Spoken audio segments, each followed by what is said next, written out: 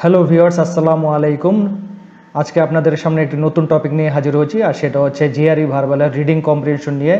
In fact পুরো জিআরইর মধ্যে যদি কোনো কঠিন টপিক থাকে তাহলে এই ভার্বাল অংশের রিডিং কম্প্রিহেনশন পার্টটি হচ্ছে সবচেয়ে কঠিন, এবং মোস্ট অফ দ্য স্টুডেন্টস সাধারণত এই পার্টটা সলভ করার জন্য স্ট্রাগল করে।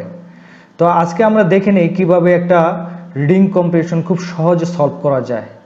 এবং এই সলভ করার জন্য আমরা একটা মেথড ফলো করব, আর সেটা হচ্ছে কাউন্টার অ্যাটাক মেথড। অর্থাৎ আমরা প্রথমে কোশ্চেন না পড়ে প্রথমে আমরা প্যাসেজটা পড়ে তারপরে আমরা অ্যান্সার করার ট্রাই করব। কিন্তু প্যাসেজ পড়ার জন্য আমরা একটা স্ট্র্যাটেজি ফলো করব, সেটা হচ্ছে 50-50 ফর্মুলা। অর্থাৎ পুরো প্যাসেজটাতে যে কয়টা সেন্টেন্স আছে অথবা যে কয়টা লাইন আছে সেটাকে আমরা অর্ধেক ভাগে ভাগ করে তারপরে আমরা সলভ করা ট্রাই করব। এতে কি হবে, আমরা খুব সহজেই অ্যান্সার করতে পারবো। কারণ যখন আমরা পুরো প্যাসেজটা পড়বো তখন কিন্তু আমাদের মাইন্ড পুরো প্যাসেজটা থেকে অর্থ বের করতে পারবে না, কিন্তু যখন আমরা অর্ধেক করে ফেলবো তখন খুব সহজেই সে অল্প অংশ থেকে আমাদের মাইন্ড এটাকে বিশ্লেষণ করে একটা অ্যান্সার বের করতে পারবে। তো আমরা কথা না বাড়িয়ে আমরা শুরু করি। তো প্রথম যে কাজটা করবো সেটা দেখে নেব যে আমাদের কয়টা লাইন আছে। আমাদের এখানে লাইন আছে টোটাল 9টা। তাহলে আমরা বুঝতে পারলাম যে আমরা প্রথম 4টা বা 5টা সেন্টেন্স পড়ে তারপর দেন আমরা কোশ্চেনে যাব। কোশ্চেনে যেয়ে যদি কোনো অ্যান্সার করতে পারি করব, আর না হলে আবার ব্যাক করে এসে পুরোটা পড়ে তখন কোশ্চেনে যাব। তাহলে শুরু করি। প্রথমে বলা আছে, দেখেন, ragwort was accidentally introduced to New Zealand in the late 19th century and like so many invading foreign species quickly became a pest. প্রথমেই আমাদেরকে একটা টপিক সেন্টেন্স দেওয়া হয়েছে। সবসময় মনে রাখবেন, একটা প্যারাগ্রাফের প্রথম যেই সেন্টেন্সটা থাকে সাধারণত সেটাকেই টপিক সেন্টেন্স বলা হয়, এবং এই টপিক সেন্টেন্সটাই নির্ধারণ করে যে এই প্যাসেজটাতে বা এই প্যারাগ্রাফটাতে ভবিষ্যতে কী নিয়ে আলোচনা করা হবে। রেগট ওয়াজ অ্যাক্সিডেন্টালি ইন্ট্রোডিউস টু নিউজিল্যান্ড, অর্থাৎ নিউজিল্যান্ডে অ্যাক্সিডেন্টলি এটা ইন্ট্রোডিউস হয়, পরিচয় হয়। অ্যাক্সিডেন্টালি মানে হচ্ছে মানে ইন্টেনশনালি না, ইন্টেনশনালি ছাড়া, অর্থাৎ ভাগ্যক্রমে। In the late 19th century like so many invading foreign species quickly become, মানে অন্যান্য যে ফরেন স্পিসিস যেগুলি থাকে, ফরেন স্পিসিস বলতে বোঝাচ্ছে যে নিউজিল্যান্ডের নিজস্ব স্পিসিস না, হয়তো বাইরে থেকে কোনো স্পিসিস নিউজিল্যান্ডে এসেছে এবং কুইকলি বিকাম এ পেস্ট। তাহলে বোঝা গেল, পেস্ট যে কোনো বোঝাচ্ছে, তাহলে বোঝা গেল যে রেগট হচ্ছে এক ধরনের পেস্ট। এটা সম্বন্ধে আমরা ক্লিয়ার হয়ে গেলাম। এখন রেগট নিউজিল্যান্ডে আসার পরও ফরেন স্পিসিসদের মতো তার দশা হয়েছিল যে খুব দ্রুত এটা পেস্ট হয়ে যায়। তাহলে এটা থেকে আমরা বুঝতে পারলাম যে রেগট কিভাবে পেস্ট হয়েছে, হয়তো সেটা নিয়ে এখানে আলোচনা করা হয়েছে। সেকেন্ড লাইনে চলে যাই। By the 1920s the weed was rampant. What made matters worse was that its proliferation coincided with sweeping changes in agriculture and a massive shift from sheep farming to dairying. এখানে দুইটা sentence পড়ার কারণ আছে, কারণ একটা sentence খুবই ছোট, এই কারণে আমি পরপর দুইটা সেন্টেন্স পড়েছি বোঝার জন্য। এখানে দেখেন, দ্য উইড ওয়াজ র্যাম্প্যান্ট, উইডটা র্যাম্প্যান্ট হয়ে যায় মানে কি, দেখেন আমরা কিন্তু এখান থেকে অর্থ বের করতে হবে আমাকে। দেখেন বলছে কুইকলি বিকাম পেস্ট, তাহলে পরের লাইনটা কি হবে, যে কিভাবে পেস্ট হয়েছে সেটা নিয়ে হয়তো হবে আলোচনা করেছে। দেখেন 1920 সালের দিকে এটা উইডটা র্যাম্প্যান্ট হয়ে যায়, অর্থাৎ এটা পেস্ট হয়ে যায়, এটাই বোঝাচ্ছে এখানে। What made matters worse was that it's proliferation coincided with sweeping changes in agriculture and a massive shift from sheep farming to dairying. এখানে বলছে, দেখেন, হোয়াট মেড ম্যাটার্স ওয়ার্স, এখানে বলছে যেইটা আরও ওর্স করেছে মানে আরও খারাপ করেছে, তাহলে বোঝা যাচ্ছে আগেরটা খারাপ ছিল, খারাপের চেয়ে এখানে বেশি খারাপ। আমাদেরকে জিআরই প্যাসেজগুলি এইভাবে সলভ করতে হবে, অর্থাৎ এইভাবে বুঝতে হবে যে এখানে বলছে ওর্স, তাহলে আমরা জানি ব্যাডের একটা ফর্ম হচ্ছে ওর্স, ব্যাড ওর্স ওর্স্ট, তাহলে বোঝা যাচ্ছে এটা ব্যাড। দ্য উইড ওয়াজ র্যাম্প্যান্ট, এটা ব্যাড ছিল। তারপরে এটা ওর্স হয়েছে কীভাবে, প্রলিফারেশন আমরা সবাই জানি যে এটা হলো স্প্রেডিং, এটার spreading consider with sweeping changes, যেগুলো এটার যে স্প্রেডিং হয়েছে এটা সুইপিং চেঞ্জেস মানে কি কুইক চেঞ্জেস। দেখেন আমরা কিন্তু কুইক কথাটা একবার আমরা দেখেছি প্রথম লাইনে দেখেন, আমি বলেছিলাম যে টপিক সেন্টেন্সে যেটা নিয়ে আলোচনা হবে সেটাই কিন্তু দেখেন এখানে কিন্তু ঠিক সেগুলি আলোচনা হচ্ছে। অর্থাৎ এই ম্যাটারটা আরও বেশি ওর্স হয় কী কারণে? কারণ এটার প্রলিফারেশন হচ্ছে sweeping changes in agriculture and massive shift from sheep farming to dairying. যে এই যে ওর্স কেন হয়েছে সেটার এটার একটা এক্সপ্লেন দেওয়া হয়েছে। একটা হচ্ছে এগ্রিকালচারের সুইপিং চেঞ্জ মানে কুইক চেঞ্জ, আর ম্যাসিভ শিফট মানে বড় আকারের শিফট, অর্থাৎ farming to dairying, sheep farming to dairying, sheep farming থেকে ডেয়ারিংয়ে চলে গেলাম।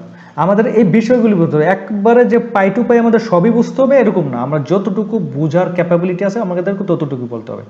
এখন দেখেন আমরা কিন্তু প্রায় অর্ধেক শেষ করে ফেলছি, এখন আমাদের আর সামনে যাওয়ার কোনো দরকার নেই। এখন আমরা যেটা করবো সেটা আমরা অ্যান্সারে চলে যাব কোশ্চেনটা পড়ে। এখন কোশ্চেনটা পড়ে, the passage suggest that the proliferation of ragwort was particularly ill time because ill time বলছে এখানে। দেখেন প্রলিফারেশন সম্বন্ধে আমরা একটু আগে বলছি যে প্রলিফারেশন, সুতরাং এখানে কমন পড়েছে আমাদের প্রলিফারেশন অফ রেগট। আমরা কিন্তু এটাই বলছি যে ইল টাইমড কেন, ইল টাইমড এই এখানে দেখেন হোয়াট মাইট ম্যাটার, অর্থাৎ আমাদেরকে প্যারাফ্রেজ করতে হবে। অর্থাৎ আমাদের কোশ্চেনটা বোঝার জন্য আমাদেরকে প্যারাফ্রেজ করে আমাদের রিডিং কম্প্রিহেনশন থেকে অ্যান্সারটা কালেক্ট করে নিতে হবে, অ্যান্সারটা বের করে নিতে হবে। দেখেন ইল টাইম মানে ম্যাটার সোর্স, আমাদেরকে কখনো ডাইরেক্টলি কোনো কোশ্চেন দিবে না, আমাদেরকে এমনভাবে কোশ্চেনটা দেবে যেন আমাদের মাথা খাটাইতে হয়। তাই জন্য মাথা খাটানোর জন্য দেখেন ইল টাইম দিয়ে দিছে, ম্যাটার সোর্স দিয়ে দিছে। তাহলে passage search the proliferation of record, আমরা proliferation পড়ছি, পার্টিকুলারলি ইল টাইমড, পার্টিকুলারলি কেন ইল টাইম সেটা বলছে। এখন আমরা ইল টাইম জানি যে এটা হচ্ছে একটা এগ্রিকালচারের সুইপিং চেঞ্জ, আর একটা হলো massive sheep farming to dairying, দুইটা কারণ আছে এখানে। তাহলে আমরা এখানে দুইটা কারণ এখানে দেখবো যে এখানে আছে কিনা, যেটা থাকবে সেটাই অ্যান্সার হবে। এখানে বলে নিই আমরা কোনো সময় এই অপশনগুলো আগে দেখব না, এই অপশনগুলোকে আগে পড়ে ফেলবো না। এটা হলো আমাদের এই মেথডের ফার্স্ট রুল। আমরা কখনো অ্যান্সার করার সময় এইগুলি দেখব না, আমরা দেখব এটা দেখার পরও ওখান থেকে অ্যান্সার বের করব, দেন আমরা এটার সাথে এটা ম্যাচ করব, যেটা কোনটা সবচেয়ে কাছাকাছি বা এক্সাক্ট হয় সেটাকে অ্যান্সার করে চলে আসবো। তাহলে দেখেন প্রথমটা কি দেওয়া আছে, coincident with and exacerbated decline in agriculture. বলছে এগ্রিকালচারের ডিক্লাইন, তো আমরা বুঝি যে এগ্রিকালচারের ডিক্লাইনের জন্য, অর্থাৎ এগ্রিকালচার একটা সময় অনেক বেশি ছিল এখন কমে গেছে, ডিক্লাইন করছে, এটার সাথে কি এটা সম্পর্কিত? কিন্তু আমরা কি পড়ছি এটা আমরা পড়ছি sweeping changes in agriculture change হয়েছে এবং ম্যাসিভ শিফট হয়েছে একটা কিছু, কিন্তু ডিক্লাইনের কথা নাই। তাহলে আমরা কি করব, এটা হবে না, এটাকে আমরা ক্রস দেবো। আমাদের কোশ্চেন অ্যান্সার করার নিয়ম হচ্ছে প্রসেস অফ এলিমিনেশন, POE। এরপরে আরেকটা দেখি আমরা, সেটা হচ্ছে সেকেন্ড যে অপশনটা, B option, took place in condition that enable the ragwort to spread faster than it otherwise would have done. এখানে বলছে এমন একটা কন্ডিশনে এটা হয়েছিল ঘটনাটা, এই ঘটনাটা, সেটা কি করছে, রেগটকে ইনেবল করছে, রেগটকে সহায়তা করছে spread faster than it otherwise would have been. অর্থাৎ কোনো অন্য কিছুর তুলনায় এখানে স্প্রেড অন্য কন্ডিশনের চেয়ে এই কন্ডিশনে স্প্রেড ফাস্টার। আমরা কি এরকম কিছু পড়েছি? এখানে দুইটা কারণের মধ্যে এটা মিলে না, শুনে এটাকে আমরা ক্রস দিয়ে দেবো, আমরা প্রসেস অফ এলিমিনেশনের নিয়ম অনুযায়ী ক্রস দিয়ে দেবো। তাহলে দেখেন আমাদের এখন কিন্তু ন্যারো ডাউন হয়েছে তিনটা, সিডি এর মধ্যে একটা অ্যান্সার হয়ে যাবে। দেখেন আপনি যত এলিমিনেশন করতে পারবেন ততই আপনার কারেক্ট অ্যান্সার করার প্রবাবিলিটি বেড়ে যাবে। থার্ড আমরা যাই, led to an increase in the amount of toxic compounds content in the plants. এটাতে কি বলছে, টক্সিক কম্পাউন্ড যে প্লান্টসে আছে সেটার ইনক্রিজ, আমরা কিন্তু এই ধরনের কিছুই এখানে পড়ি নাই, ঠিক আছে, টক্সিক কম্পাউন্ড সম্বন্ধে কিছুই পড়ি নাই, সুতরাং এটাকে আমরা ক্রস দিয়ে দিই, এটা অফ টপিক। ফোর্থ অপশন দেখেন, prevented people from producing honey that could be eaten safely, এখানেও কিন্তু দেওয়া নাই। had consequences for livestock that were more dramatic than the otherwise would be। এই দেখেন ড্রামাটিক বলছে, যেহেতু আমরা চারটা এলিমিনেশন করে গেছি তাহলে বুঝাই যাচ্ছে যে ই নম্বরটা মাস্ট বি অ্যান্সার হতে যাচ্ছে, কিন্তু আমরা এটাকে সিলেক্ট করব না এই কারণে, কারণ আমরা 100% কনফার্ম হয়ে দেন সিলেক্ট করব। এখন বলছে had consequences for livestock, এখন দেখেন কনসিকুয়েন্স কিন্তু এখানে আমরা পড়ছি, দেখেন কনসিকুয়েন্স চেঞ্জ ছিল, massive shift from sheep farming to, এখানে কিন্তু একটা কনসিকুয়েন্স বলতে আমরা যেটা বুঝি যে একটা ঘটনা ঘটার পরবর্তী যেই ঘটনাটা ঘটে, অর্থাৎ যেটা রেজাল্ট, একটা ঘটনার রেজাল্টকে কনসিকুয়েন্স বলে। তাহলে লাইভ স্টকের ক্ষেত্রে কী কনসিকুয়েন্স ছিল, যে শিপ ফার্মিং টু ডেইরিং, এটা কিন্তু ছিল more dramatic than they otherwise would have. More dramatic ছিল কীভাবে, দেখেন এই যে ম্যাসিভ শিফট, এই ম্যাসিভ শিফট হলো মোর ড্রামাটিক, মানে এত বড় চেঞ্জ হয়েছে, এটা ড্রামাটিক ছিল। তাহলে আমরা কি এইটা অ্যান্সার করে দিতে পারি। দেখেন আমরা প্রথম 5 লাইন থেকে কিন্তু একটা অ্যান্সার পেয়ে গেছি। এখন আমাদের দ্বিতীয় কোশ্চেনটা অ্যান্সার করার জন্য বাকিগুলো পড়তে হবে, আমরা আগে পড়ে নিব। Ragwort contains a battery of toxic and resident alkaloids, even honey made from its flower contain the poison in dilute form. এখন আমরা যে আগের লাইনে পড়েছি যে দুইটার কারণে এটা ওটস হয়েছিল, এখন এই দুইটা কারণে ওটস হওয়ার কারণে এটাকে এক্সপ্লেইন করছে তারা, কেন এই দুইটা কারণ হলো, অর্থাৎ সুইপিং চেঞ্জেস ইন এগ্রিকালচার আর হচ্ছে ম্যাসিভ শিফট। র্যাগট কন্টেন্টস কী করছে, র্যাগটের মধ্যে একটা ব্যাটারি অফ টক্সিক থাকে, আর র্যাগটের মধ্যে অর্থাৎ একটা খারাপ কেমিক্যাল থাকে, যেটা এটার ফ্লাওয়ার থেকে যেটা হানিটা তৈরি হয় সেটার মধ্যে এই পয়জনটা থাকে, সেটা বলছে। ঠিক আছে, এরপরে কি বলছে, livestock generally avoid grazing where ragwort is growing, but they will do so once it displaces grasses and clover in their bed. Livestock বলতে কাকে বোঝাচ্ছে, এখানে দেখেন কাউ, এইসব কাউ বা আপনার গোট, এই ধরনের কিছুকেও লাইভ স্টক বলছে। জেনারেলি সাধারণত avoid grazing where ragwort is, র্যাগট যেখানে গ্রো করে সেখানে লাইভ স্টক যায় না, লাইভ স্টক খেতে যায় না। গ্রেজিং মানে হচ্ছে ঘাস খাওয়া, তাহলে যে সেখানে খেতে যায়, but they will do once it displaces grass and clover in their pasture. অর্থাৎ কিন্তু যেখানে র্যাগট জন্মে, যেখানে, কিন্তু যখন এটা কি করে গ্রাসকে ডিসপ্লেস করে ফেলে, অর্থাৎ গ্রাস যখন থাকে না, ক্লোভার যখন থাকে না, তখন তারা এখানে খেতে যায়। কারণ কি, গ্রাস নাই, ক্লোভার নেই, তখন কি করবে তারা ওখানে এই র্যাগটটাকেই খেতে যায়। তো লাস্টে বলছে, though sheep can eat for months before showing any signs of illness, if cattle eat they sicken quickly and fertility can even result. অর্থাৎ শিপ যে আছে, ভেড়া, তারা এটা মাস ধরে খেতে পারে, মান্থস বলছে, দেখেন একটা অ্যাস আসে, তাহলে কয়েক মাস ধরে খেতে পারে, এনি সায়েন্স অফ ইলনেস মানে কয়েক মাস সুস্থ থাকে, এরপরে তার মধ্যে সায়েন্স দেখা যায়, ইলনেসের সায়েন্স দেখা যায়, মানে সে হিল হয়। আর ইফ ক্যাটেল ইট দেখ সেকেন্ড কিল, দেখেন প্রত্যেকটা সেন্টেন্স কিন্তু বুঝার আছে। দেখেন এ হলো খুব দেরিতে অসুস্থ হয়, কিন্তু এ খুব তাড়াতাড়ি, যে কুইকলি, এবং fertility can even result. Fertility মানে কি, অসুস্থ হওয়ার পরে কনসিকুয়েন্স, হয়তো মারা যায় বা অনেক বড় ধরনের একটা ক্ষতির সম্মুখীন হয়, সেটা বলছে। তাহলে দেখেন আমরা বাকি 4টা লাইনও কিন্তু শেষ করে ফেললাম। এখন আমাদের সেকেন্ড কোশ্চেনে চলে যাব।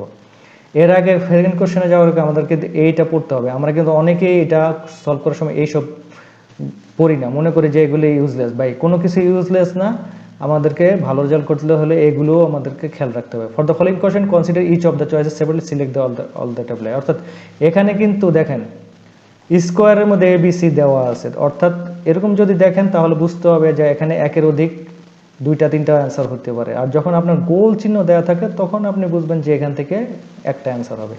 ওকে, ক্লিয়ার? দেন আমরা যাচ্ছি, দ্য প্যাসেজ ইমপ্লাইজ তো আমরা বুঝি যে নির্দেশ করা। ইমপ্লাই বলতে কোন নির্দেশ করা, যে ইনডাইরেক্টলি নির্দেশ করা, ডাইরেক্টলি কিছু বলে নাই। তাহলে বোঝা গেল যে এটার অ্যান্সার এমন কিছু হবে যেখানে ডাইরেক্টলি কোনো কিছু এখানে দেওয়া নাই, ইনডাইরেক্টলি আমাদেরকে বের করে নিতে হবে। Which of the following about the problems ragwort poses to dairy farmers. Dairy ফার্মাররা কি প্রবলেম র্যাগট দ্বারা হয়েছিল, মানে ডেইরি ফার্মার্সদের প্রবলেমটা কি র্যাগট দ্বারা হয়েছিল। এখন দেখেন আমরা পড়ি, এখানে কিন্তু আমার ফার্মার্সের কথা কোথাও লেখা আছে 5 লাইনের মধ্যে, এই যে নাই, একটা জায়গাও কিন্তু ফার্মার কিন্তু এখানে আছে। এই কারণে আমি বলছিলাম যে ইমপ্লাইজ মানে হচ্ছে ইনডাইরেক্টলি নির্দেশ করে। Milk produce by cows that it ragwort causes illness humans who drink it. আমাদের কোথাও এই যে 5 লাইনের মধ্যে এরকম কিছু আছে, হিউম্যানস ড্রিঙ্ক করলে আপনার ইলনেস হয়, এমন কিছু লেখা আছে। বলছে ক্যাটেল যারা করে তারা, মানে শিপ, ক্যাটেল, এরা ইলনেস হয়, হিউম্যানের কথা লেখে নেই। তখন আমরা কি করব, এইটাকে কেটে দেব, এই লাইনটা। তাহলে এখন দেখেন এই দুইটা থেকে দুইটাও হতে পারে, একটাও হতে পারে। এখন বি নম্বরটা পড়ি, ragwort can supplant the plants normally eaten by cattle. বলছে কি সাপ্লান্ট বলতে কি বোঝায়? ডিসপ্লে করা, রিপ্লেস করা, অর্থাৎ প্লান্টসকে রিপ্লেস করতে পারে ragwort that plants normally eaten by cattle. এই যে আমরা দেখেন এখানে কিন্তু একটা জায়গায় রিপ্লেস করার কথা আছে, এই দেখেন ডিসপ্লেস বলছে যখন র্যাগট ডিসপ্লেস করে ফেলে গ্রাসকে এবং ক্লোভারকে, তখন এই লাইভস্টক ওখানে ওটা খেতে যায়, কারণ তারা ঘাস পায় না। আমি আগেই বলছিলাম, আমি বিশ্লেষণ করছিলাম। তাহলে প্লান্টস বলতে এখানে কাদেরকে বুঝাইছে? প্লান্টস বলতে এখানে বুঝাচ্ছে গ্রাস, ক্লোভার। আবার আমরা সাপ্লান্টও পেলাম, সাপ্লান্ট এখানে বলছিল displace normally eaten by cattle, অর্থাৎ তাহলে এটা কি ঠিক র্যাগট এই প্লান্টসগুলিকে রিপ্লেস করতে হবে, তাহলে এটাকে আমরা সঠিক। এখন দেখেন 3 নম্বরটা C, cattle unlike sheep are unable to differentiate between ragwort and healthy grazing. এখানে বলছে যে ক্যাটেল আনলাইক শিপ, শিপের মতো না। ক্যাটেল আনলাইক বলতে মতো না, শিপের মতো না। ক্যাটেল শিপের মতো are unable to differentiate between ragwort and healthy grazing. তাহলে বোঝা যাচ্ছে শিপ অ্যাবল করে, ক্যাটেল আনএবল করে। কি করে? Difference between ragwort and healthy grazing. কিন্তু এখানে বলছে কিন্তু এই ধরনের difference between ragwort and healthy grazing, healthy grazing এবং র্যাগটের মধ্যে পার্থক্য করতে পারে না, অর্থাৎ ক্যাটেল পার্থক্য করতে পারে না, শিপ পার্থক্য করতে। এবং কি কিছু আমরা পড়ছি এখানে দেখেন, এখন কিন্তু কিছুই পড়ি নাই। বলছে লাইভ স্টক যখন র্যাগট গ্রো করে তখন সাধারণত যায় না খেতে, কিন্তু যখন ডিসপ্লেস করে ফেলে এবং তখন গ্রাস এবং ক্লাভারকে ডিসপ্লেস করে ফেলে তখন খেতে যায়। তো এই ধরনের কোনো পার্থক্য এখানে কিন্তু পার্থক্যের কথা বলছে, দেখেন একজন বলছে পারে, একজন পারে না, এই ধরনের কোনো কিছু আমাদের মধ্যে নেই। সুতরাং এটাকে আমরা প্রসেস অফ এলিমিনেশন, এটা বোঝার জন্য আমি অনেকগুলি কথা বলতে হচ্ছে। তাহলে এখন দেখেন এটাতে বি অ্যান্সার আর প্রথমটাতে ই অ্যান্সার। তো আজকের মতো এই পর্যন্তই। আমি খুব শর্টে চেষ্টা করলাম আপনাদেরকে বোঝার জন্য, যদিও ভিডিওটা একটু বড় হয়ে গেছে। তো আশা করি এই ফর্মুলায় আপনারা যদি আপনার জিআরইর কোশ্চেনগুলি সলভ করেন, তাহলে অবশ্যই আপনারা এটার সাথে অভ্যস্ত হয়ে আপনাদের জিআরই ভার্বাল একটা ভালো রেজাল্ট আনতে পারবেন। আমাদের চ্যানেলটা যদি ভালো লাগে আপনারা সাবস্ক্রাইব করেন। আসসালামু আলাইকুম।